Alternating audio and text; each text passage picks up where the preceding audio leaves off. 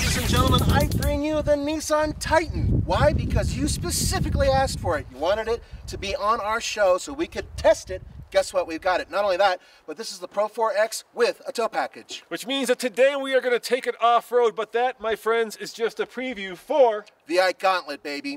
But first, the Nissan Titan off-road. Coming up next on the Fast Lane Truck.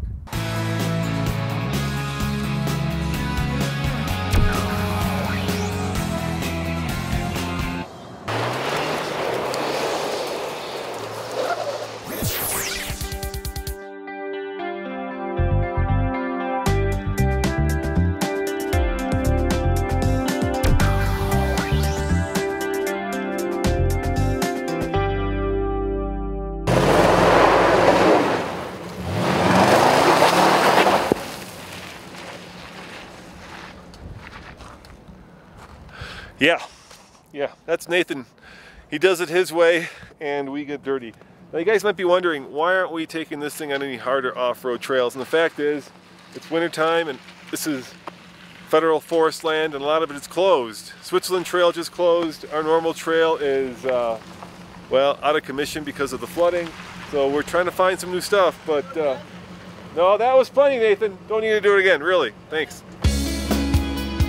Here we are in the Titan Pro 4X, which means that this is the most off-road worthy vehicle that we've taken on our new trail system, Nathan.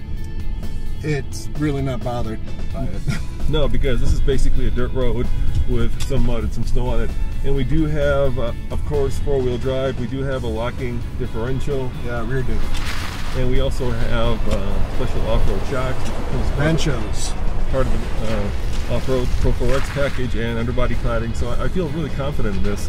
You know, I'm not sure that it's any more capable or less capable than a Jeep, for instance, but I love the fact that it has all that, and you feel like, you know, it was designed and built to go off-road.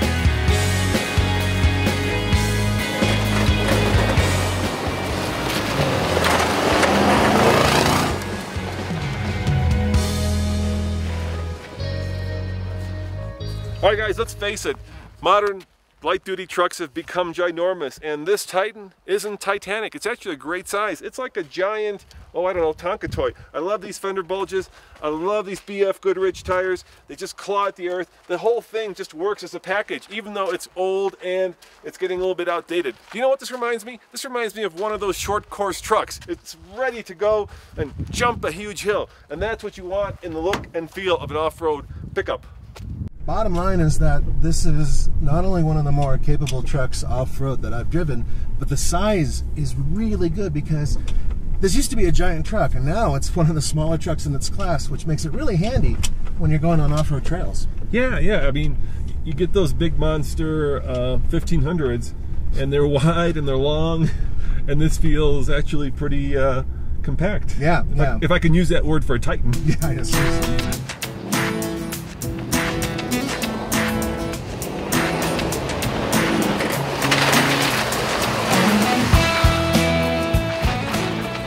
Recently, if you saw our other channel, we had an Infiniti QX80 that had this same engine, but a completely different setup, which gave it more horsepower. In this case, 317 horsepower, but more importantly, 385 pound-feet of torque coming out of a 5.6-liter V8 hooked up to a 5-speed automatic transmission. Unfortunately, there's no manual transmission, and unfortunately, it's only 5 gears, but I can tell you this, it's smooth as hell and it has really good torque. Are you ready for me to fire this bad boy up? I hope so.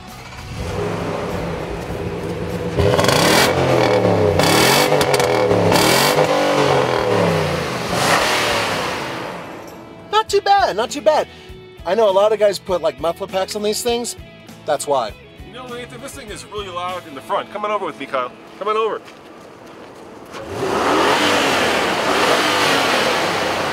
Whoa, there's a lot of engine induction noise coming out the front of this truck. Truck, man.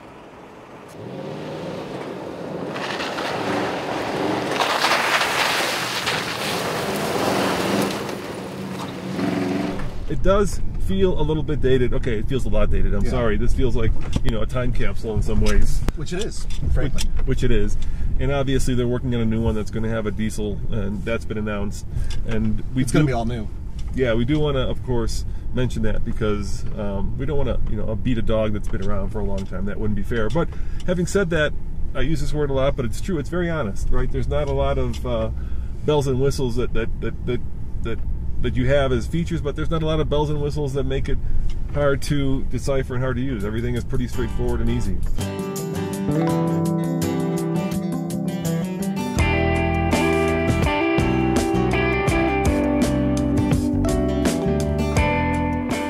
The interior is very simple. They've only made small changes in the past nearly decade that this truck has been out, but what they've done is they simplified everything. So inside you have a lot of basic controls. You don't have too many small fiddly buttons. For me, that's great because I'm an idiot and I don't know how to hit small buttons, which some of you have pointed out. Unfortunately, the interior materials aren't great to feel. So other than the seats, everything else is kind of, well, grainy and hard plastic, but then again, it's easy to wash off. See, I knew you guys are gonna get mad at me because you're already going, no, wash off, no, they're cheap. You're right, they're cheap. This is a very good platform for what it does, which is being a basic pickup truck and an off-roader. The cool thing is, when you look at what this Titan gives you, what it gives you is a smaller truck to use, one that can fit in your garage, and a vehicle that is fairly affordable. I mean, in its class, it's one of the cheaper ones. Okay, I know Nathan likes this truck because it fits in his garage, but Nathan, there's a huge price to pay for that, and that is this. You got these silly clamshell doors. Of course, you can get it in the regular 4-door version, but these doors just don't work. Problem is, you have to open this door in order to open this door, and if you open this door first and the front passenger is belted in, you're gonna choke him. So yeah, it fits in the garage, but it doesn't work as a 4-passenger or 6-passenger, 8-passenger. Oh, it's so hard to open the door. When I was your age, they had proper 4 doors, but now they only have the clamshell doors, and I can't stand it any longer, goddamn you. The gas mileage, of course, is Dismal. I'm getting 13.7 right now average. yeah, so that's very old school too. Yeah, but we're off-road and we've done some back highway driving and whatnot. So, I mean, it's not great, frankly. But you know what? 5-speed automatic transmission, big V8. What you're going to get is old school driving habits out of this truck. So, the new one, with the big diesel that's coming out, I'm sure that's going to be much more efficient. Well, they have yet to announce that, so oh well, yeah. we don't know. And you know, we're off-road, but on-road, it's not bad actually. It points where you point it. It goes where you point it, and the ride is respectable. It doesn't feel like you're piloting the Queen Mary, and it doesn't feel like you have no sense of what the wheels are doing.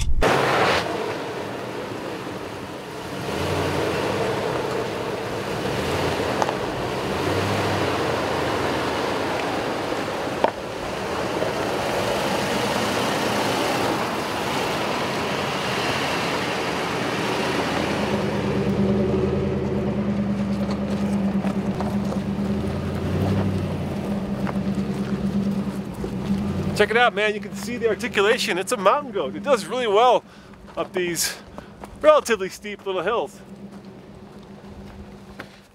So here we are, very simple bed. And look at this, not very deep. I like that. Some of you won't because stuff will fly out. Oh, by the way, this is a soft open, so it doesn't slam down. But check this out. Taken right from Land Rover's book. Nice little step here. Huh? That's pretty nice. And one final little goodie. One of the first to do this, one of the first. It has a neat little locking storage container in there. It's a place where we can put our cameraman's 6-pack. Watch out, dog. Don't run the dog over, man. Wait, he's just right there on the side. Yeah, he's nice. Hi, Poochie. Hi, Poochie. But Kyle, you do have a complaint, don't you, sitting in the back? Why don't you pop out and tell him what your complaint is? No, we're not going to kill the dog, don't worry. He's not going to. It's his fault if he gets in front of the Titan. We're not going to kill a dog. Tell him what your complaint is. On the back seats, it feels like you're bolt upright sitting back here. That's right. This is not the 4-door. This is the reverse door opening smaller cab version, which means that there is very little room in the back, and the seats go right up against the bulkhead. So Kyle is currently sitting like he's in grade school.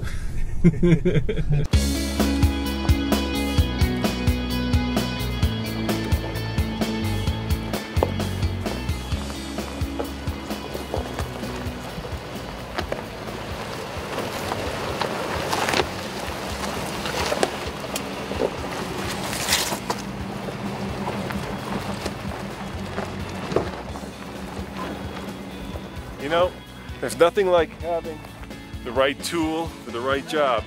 Yeah, it's great, Nathan. I mean, you can really see the articulation, and Nathan's not afraid to take it off-road because it's clad under the body. It's got plenty of ground clearance, and it's just built for this kind of stuff. It's a lot of fun, and it sounds cool. It's just a lot of fun to take these off-road.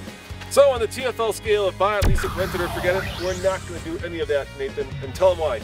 Because we're going to do that during the Ike Gauntlet. We're going to combine a review with the actual drive. With the test. And best of all, Nathan, we're going to do the Ike Gauntlet 2.0, which means we're going to increase the weight. No more Lincoln Continental, but now we're going to go a full hard-on. Here, while we're at it.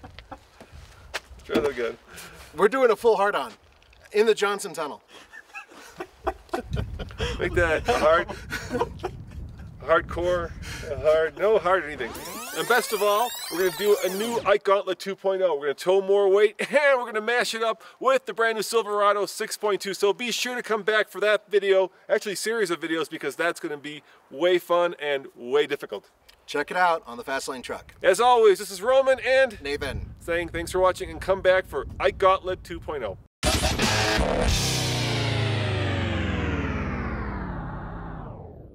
Check this out, guys. There is an entire parking lot to park. Just an entire parking lot. We are just on the side of it, and guess where this guy parks the bus? The very loud diesel bus with the 14 kids that are all coming out, right next to us.